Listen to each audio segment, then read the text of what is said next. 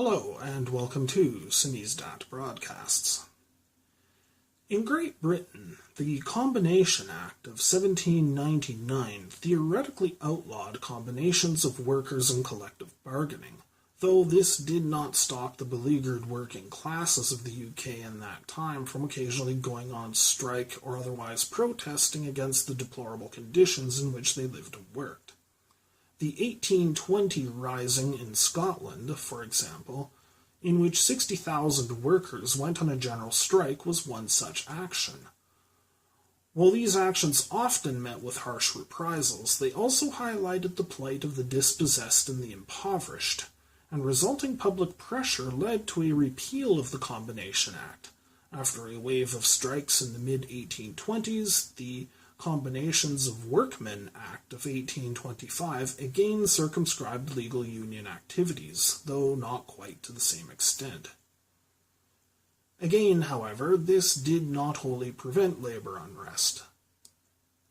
Notable was the Welsh Merthyr Uprising of 1831, which saw the red flag become a symbol of the liberation of the impoverished and labouring majorities. In 1834, utopian socialist Robert Owen established the Grand National Consolidated Trade Union, but this struggled to remain operative at the time due to a rash of defeated strikes. Yet work stoppages were not the only weapon that the beleaguered early labour movement would try to use. The Chartist movement of the 1830s to 1850s demonstrated and petitioned the Parliament of the time to institute universal adult male suffrage. Their demands were not immediately met.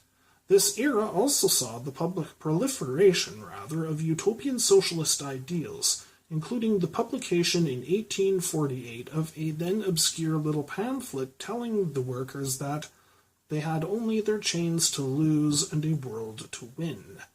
Working people of all lands unite. The efforts and sacrifices of the early to mid-19th century labour movement did not yield immediate results, but they were not done in vain either. The fortunes of the common man in the UK did improve. In 1871, trade unionism was formally legalised. This was followed by a rash of strikes in the 1880s that resulted in improved conditions and wages. The 1890s saw labour's earliest forays into electoral politics. Why do I bring all of this up? Because it became apparent to the working classes of 2 centuries ago, most of them illiterate, with next to no education and deeply impoverished, that what little hope they had lay in banding and standing together. They knew that individually they had zero power against the power of the state and the power of capital. They could effect change only through league with one another and coordinated effort. Whether through strikes, boycotts, petitions, protests, and demonstrations, or electoral politics, combinations of workers resulted not only in improvements for themselves, but established a template whereby other marginal groups in society could eventually gain recognition and win their rights. There are many variations, of course, and some organizing efforts have been more successful and more eagerly embraced by society than others. But generally speaking, there's a strong correlation between how marginalized a group is, be it demographic, economic, or vocational, and that group's propensity to organize and work together to promote their own interests. As we've seen, the ability of marginalized and common people to organize and speak truth to power depended on creative and expressive openness in the broader society. Civil liberties were a great concern to the democratic leftist and labor movements, because they knew from their own bitter histories how important these were in their own organizing efforts, and how the loss of these liberties, even within the movements of labor and the left, resulted in terrible repression, as the Soviet experience came to exemplify. The last 40 or so years has seen this concept fade from public knowledge. Trade unionism itself, of course, has gone into considerable decline, at least in the first world. But the whole notion of mass organization to protect or advance the rights of otherwise marginalized people fell out of favor in the 1990s and onward. This is especially so among typically individualistic and libertarian-minded creators of cultural content, such as music, publishing, or even gaming. There have been exceptions, though. In the 1990s, for example, when musicians across genres came out against attempts by the religious right to censor music. Resisting censorship was important not only to these musicians, but to the typically marginal audiences that targeted genres of music such as rap, punk, or heavy metal appealed to. They knew, perhaps not intellectually, but definitely instinctively, that their liberty depended upon the continued existence of creative and expressive openness. That such music sometimes had offensive or just artistically poor content was a price that both fans of the genres and civil libertarians more generally were willing to pay in order to keep creative avenues open. The development of social media has created unparalleled historical capacity to speak truth to power. What once required a printing press or a radio or television studio, and all the capital required to obtain these, is now available to anyone with an internet connection and a webcam. This enables a capacity for common and even marginalized people to challenge the narratives of power that is without comparison in human history. Its liberating potential is truly vast. But the capacity of social media outlets such as YouTube to enable popular as opposed to elite power is something that has been taken for granted by its fans and users for far too long now. The vulnerability of even the most popular and heavily subscribed to people on YouTube to having their videos demonetized or deleted or even having their channels shut down has come as a rude shock to the wider YouTube community. It should not have.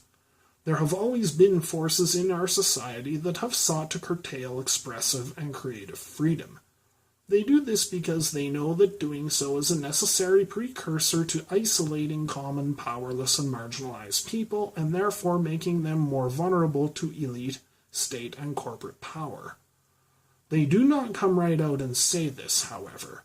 They justify their efforts at censorship, be it of heavy metal rock albums in the late 1980s or YouTube videos today, on the grounds that they're protecting the public, protecting women, protecting children, from such terrible things as nudity, sex, Satanism, socialist or communist propaganda, hate speech, or neckbeard MRA trolls.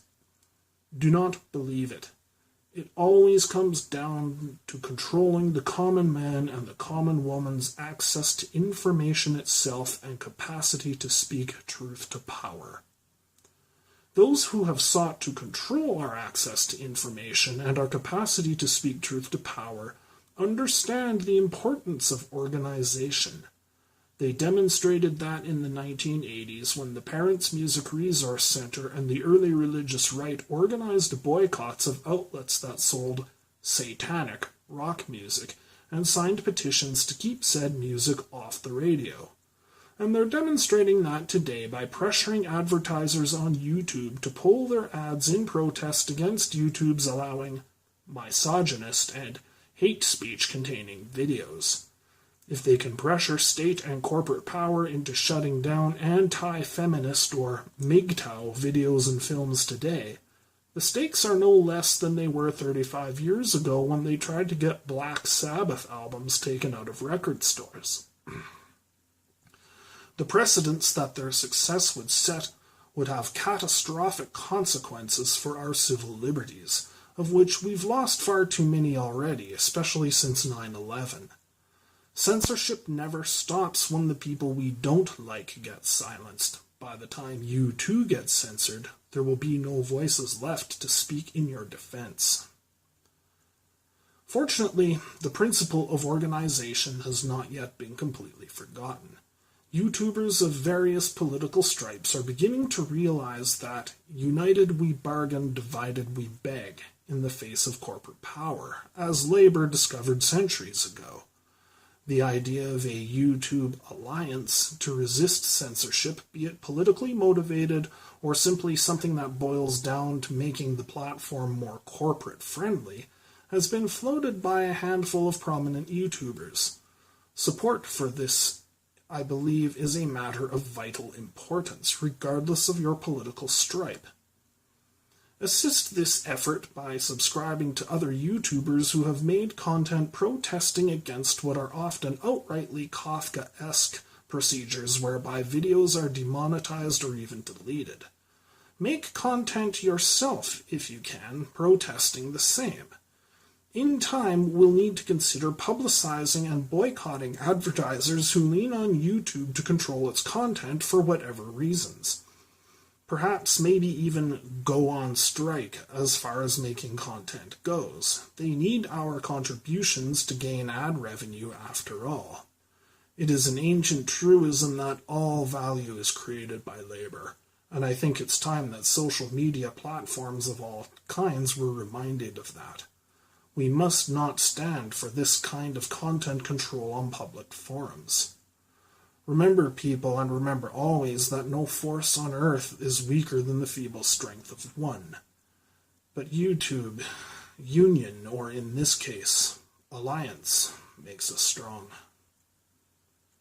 This has been Sumi's Broadcasts. Thank you for listening. Over and out.